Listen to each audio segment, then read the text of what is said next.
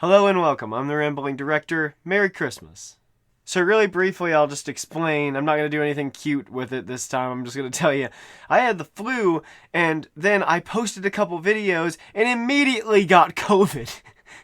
So this has been like the sickest I've been in any November-December period in my life. So hopefully I'm back to make more videos consistently again, but I'm not going to promise it because for all I know, next week I'll get RSV and die. So, but we're finally getting around to... I said I was going to do it this year, and I was not going to lose the opportunity because it just got remade. I wanted to talk about one of my favorite versions of A Christmas Carol ever put to film, the Albert Finney production.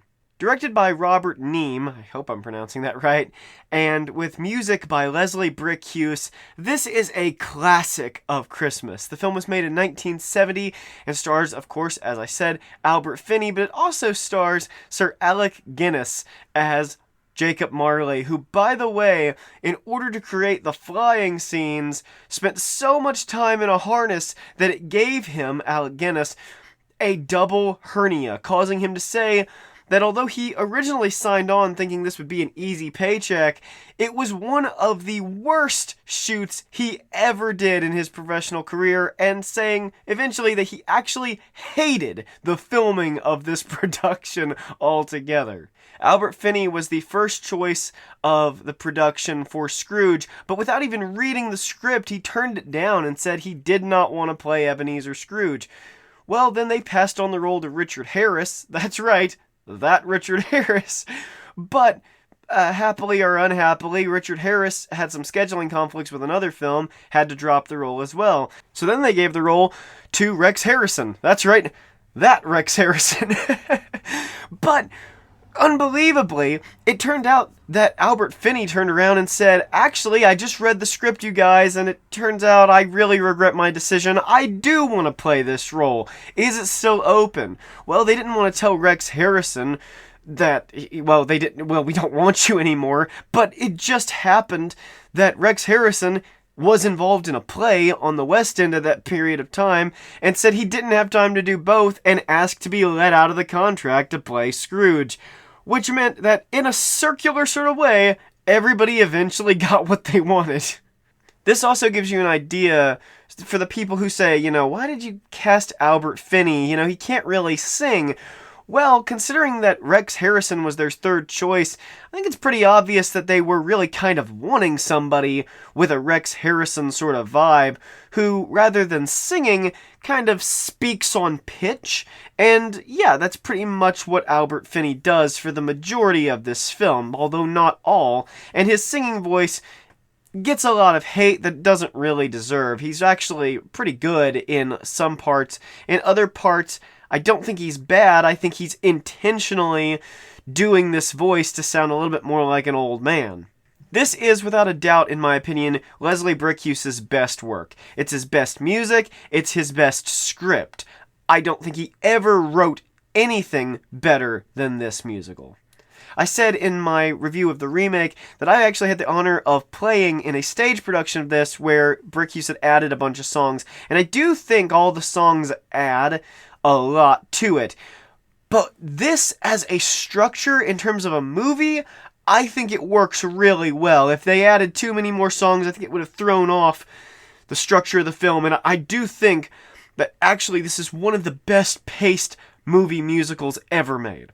It's paced far more like a musical than the remake is. This feels like a musical, where the remake feels like a Netflix animated movie that kind of takes breaks to sing to you for a while. I think Sing a Christmas Carol is one of the best opening songs of any Christmas movie ever.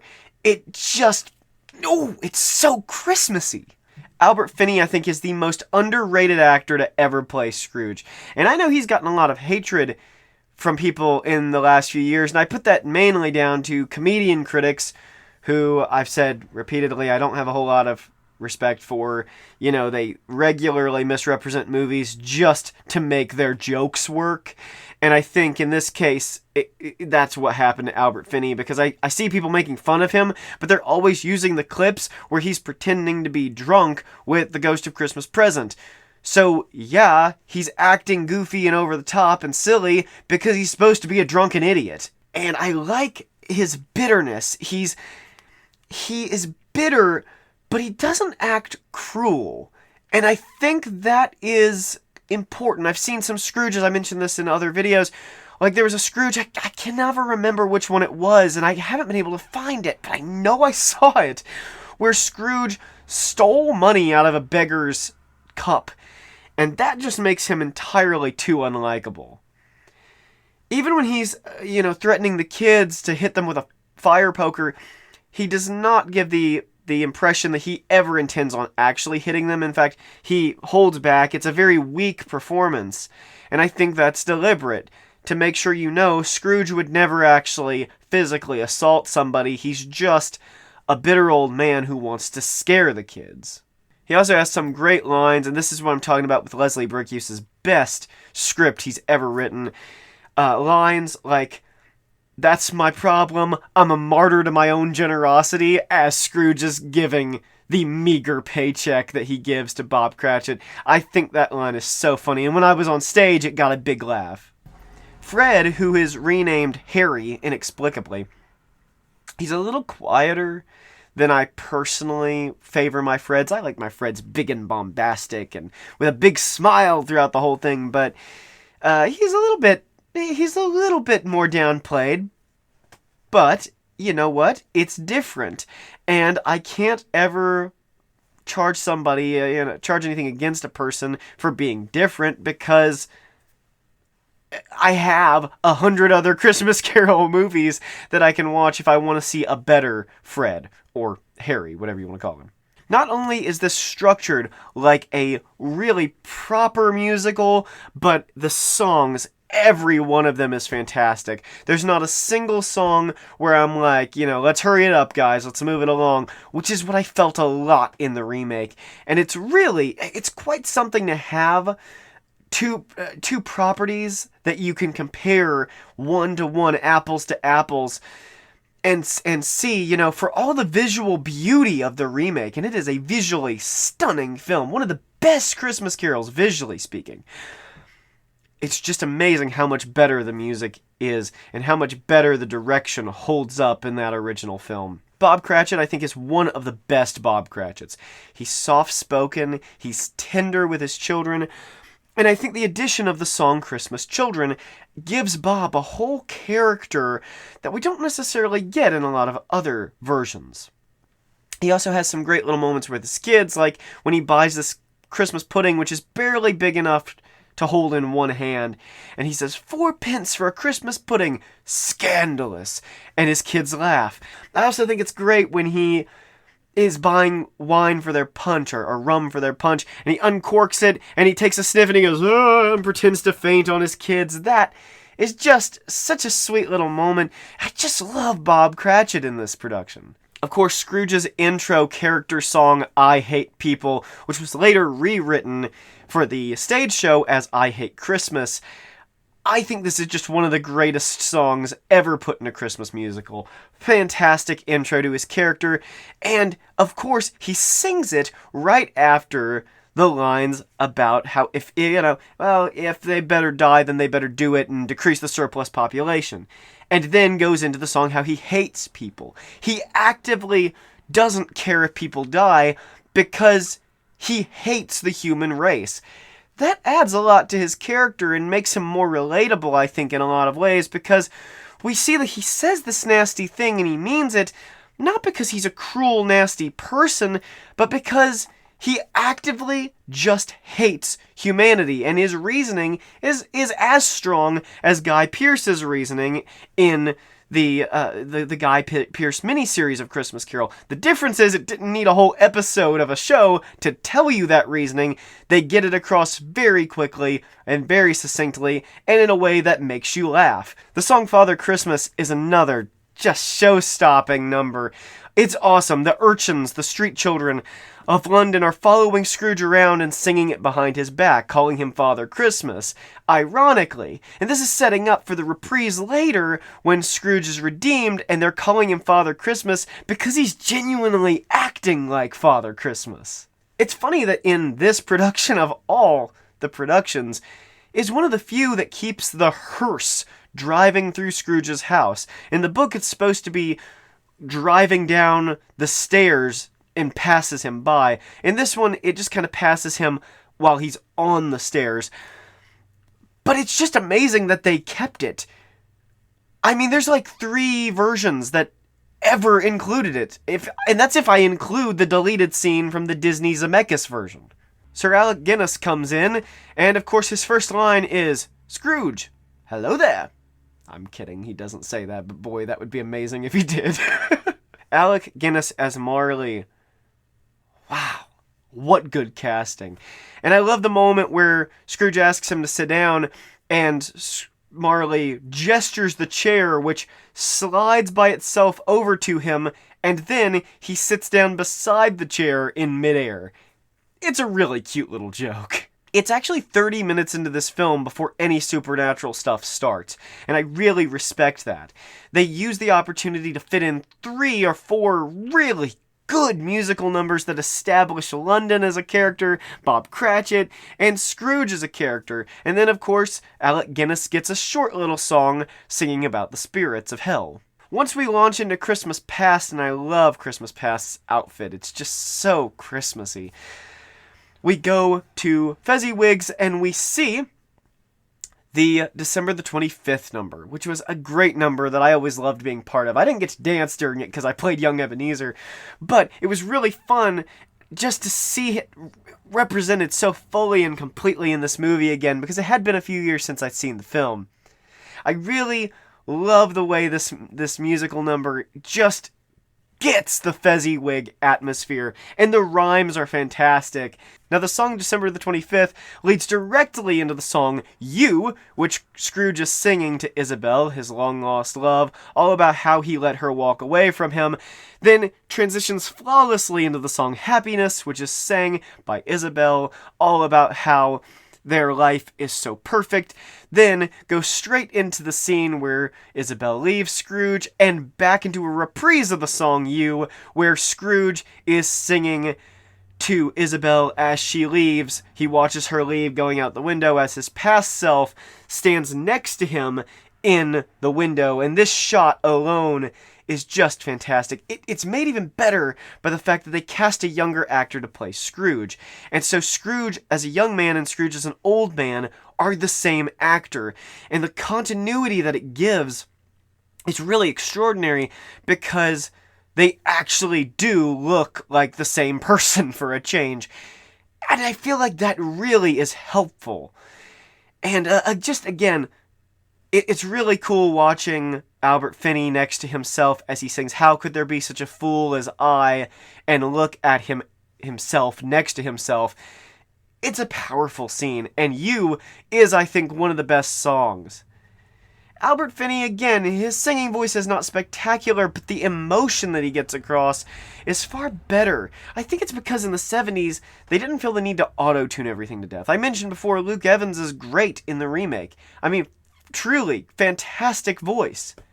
Why did they make him sound like a robot? It's pathetic. I mean, it's really pathetic. The man has a fantastic singing voice, and you make him sound like a cyborg. Albert Finney may be only technically singing, but the acting is allowed to shine through because they're not auto-tuning his voice to sound exactly like they want it to sound.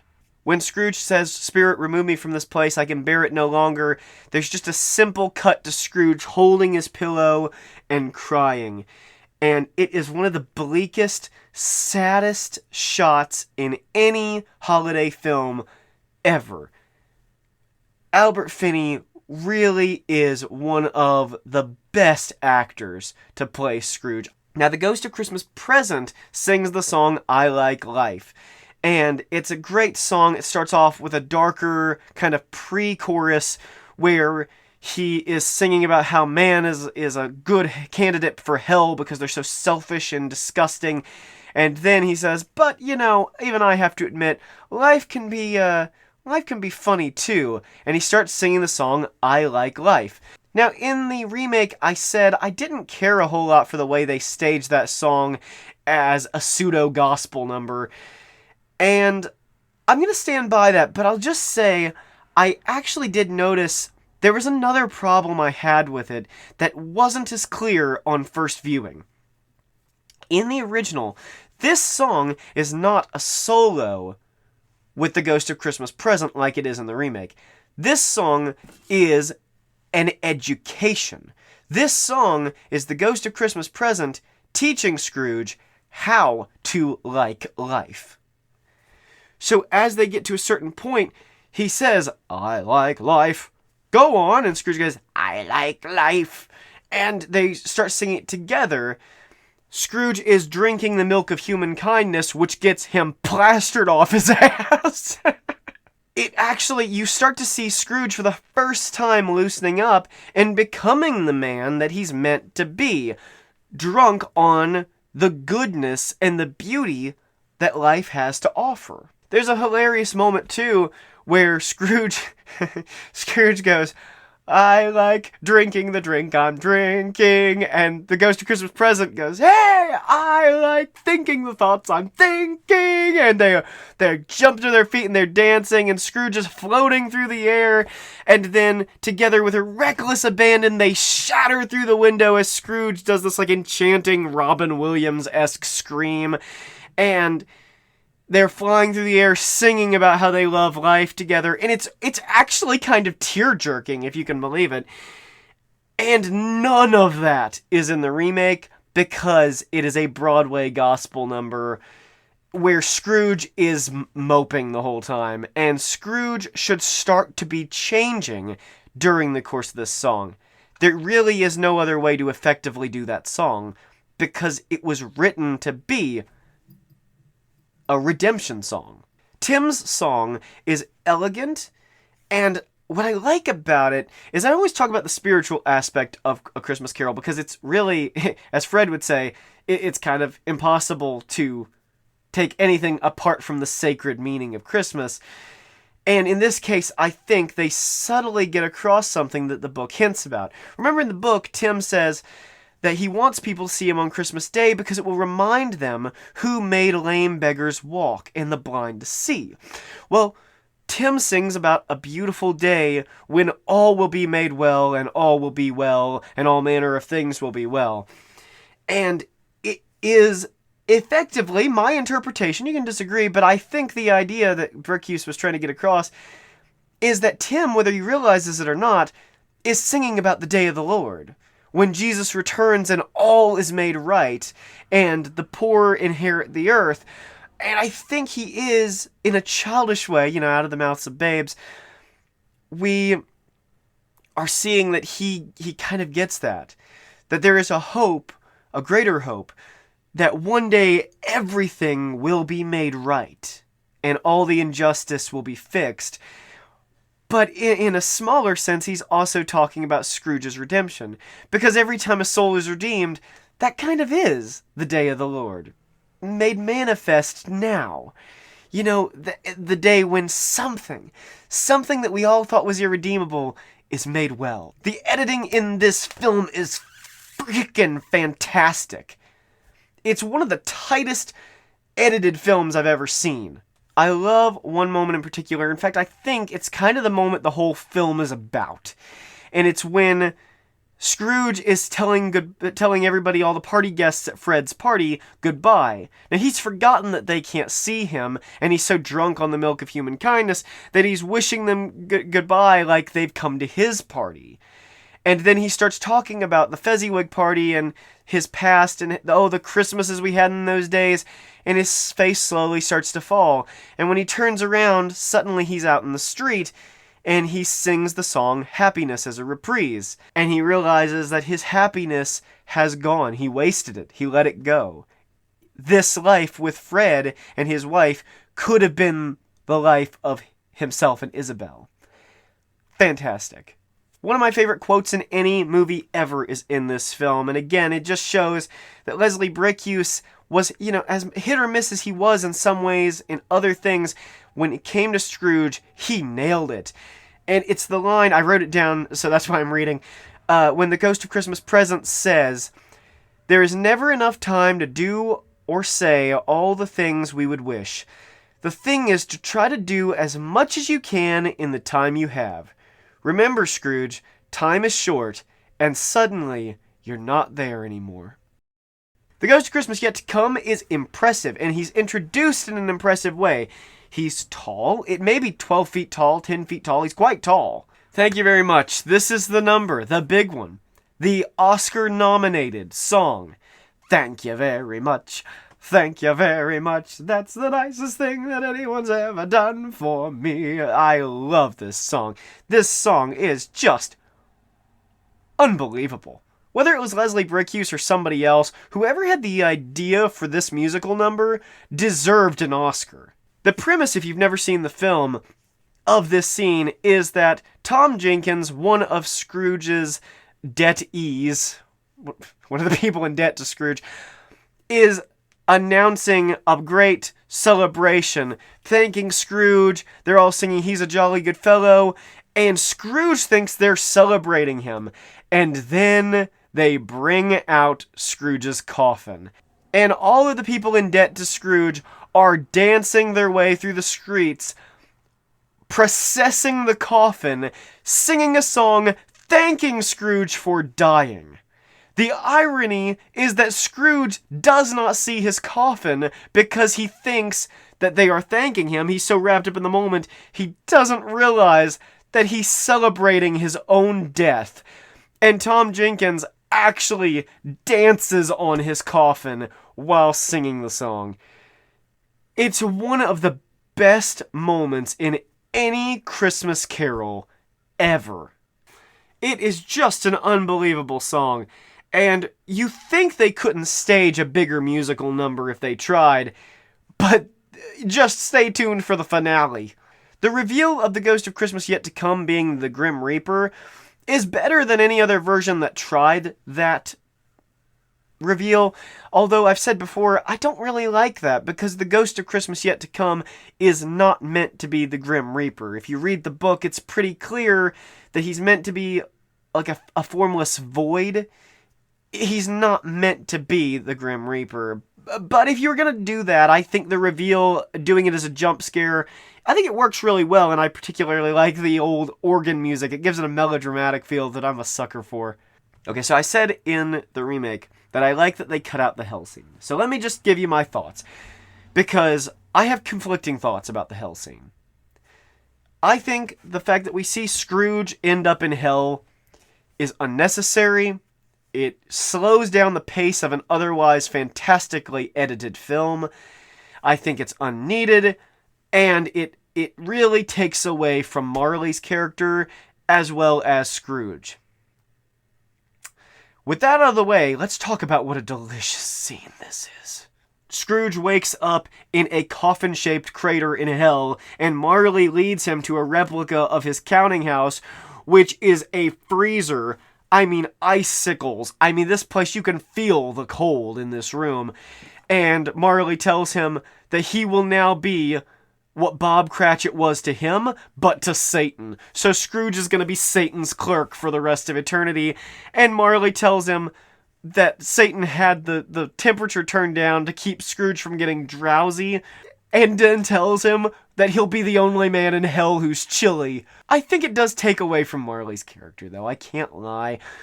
The fact that Marley is constantly, he's talking, and whenever he says Lucifer, he bows at the name of Lucifer. But if you're gonna make him in hell, the suffering should still be the repentance. The sorrow over what was done and what was he failed to do. And in this case, by making him so devoted to hell, it takes away some of the punishment from Marley, because it makes him seem like actually he kind of enjoys being there. So, yeah, if I had been making the film, I would have cut that whole scene out. However, there are moments of it that are just delicious, and when Scrooge gets his chain, that was really fun. Then we get to Begin Again. My personal favorite, it's just a song of eternal hope, of the Christian hope, of the ability to change, to turn your life around, to come back to God. And I think it's the best song Leslie Bricusse ever wrote, and Albert Finney nails it. Yes, he speaks the whole thing, but despite his voice not being some operatic tenor, you get the vibe that Albert Finney understood these lyrics, like he really had experienced the power of redemption in his life. Or at the very least, he acts it flawlessly. The way he opens the windows as a symbol of letting the light in on his life. And the lyrics themselves, I particularly love the line where he says, "I'll make quite certain that the story ends on a note of hope with a strong amen, and I'll thank the world and remember when I was able to begin again." That's my favorite line. I just love the imagery of that he wants upon his death to be able to say thank you to the world for his time in it. That's a beautiful imagery. That's powerful. I should add that from the moment he ends Begin Again to the end of the film, there is an almost 15-minute section of finale, which pays off and redeems every relationship in Scrooge's life, no matter how minor it was, and does it in the biggest finale I have ever seen in a Christmas movie. One of the biggest finales I've ever seen on film, period. Maybe the biggest. There's a great moment when Scrooge is buying toys for the Cratchit children, and at the end the toy store maker says, "Hey, listen, Mr. Scrooge, what happened?" And Scrooge goes, "It's perfectly simple, Mr. Pringle. I discovered that I like life." And then he starts singing the song "I Like Life," and that begins the finale. And my gosh, just the chills. I am normally, when I watch this film, I am in tears from the beginning of To Begin Again all the way to the end. I just over and over have these moments where I'm like, I can't hold it in. And I'm just like exploding tears everywhere. I love how as he moves through the street, he is bringing people with him. His joy is infectious, and he's drawing people in, and the crowd is getting bigger and bigger and bigger till it's like, you get the idea the entire city of London is in this finale. When Scrooge comes out as Santa, and he starts singing Father Christmas, again, redeeming that relationship with the kids, undoing the feelings they had about him, and replacing it with children, making these children who thought of him as this cruel old man, making them genuinely believe in Santa again, because Scrooge has become like the real life Santa. It's just about one of the most moving experiences of any movie I've ever seen, when he comes out in the outfit and starts singing Father Christmas. Scrooge meeting up with Harry and his wife. It's underplayed, but it's beautifully done. And then when he goes to the Cratchit family, and he says the lines about, "And we will get Tim better. He will be better. You believe me, don't you?" And Bob goes, "I believe you. I'll believe anything." It's, wow, so powerfully done. The finale is just one of the most unparalleled, massive things you'll ever see done practically on film. This would never have been done this way now. It would have been done, with like 5 people on a green screen being copied over and over. But I mean, the choreography and everything, it's just unbelievable. And when he goes up to Tom Jenkins, he goes, "About the 6 pounds you owe me." And Tom's like, "You gave me a few more days, Mr. Scrooge, please." And Scrooge tears up his notebook and says, "You can keep it. It's my Christmas present to you, and all my debts are canceled." And they start singing the reprise of "Thank You Very Much." The lyrics are exactly the same. But now, Scrooge has made it actually what it seemed to be to him. A celebration of his life, of what a great man he actually ended up becoming. And seeing Tom Jenkins and Scrooge square dancing in the middle of the street, it's just an amazingly choreographed scene.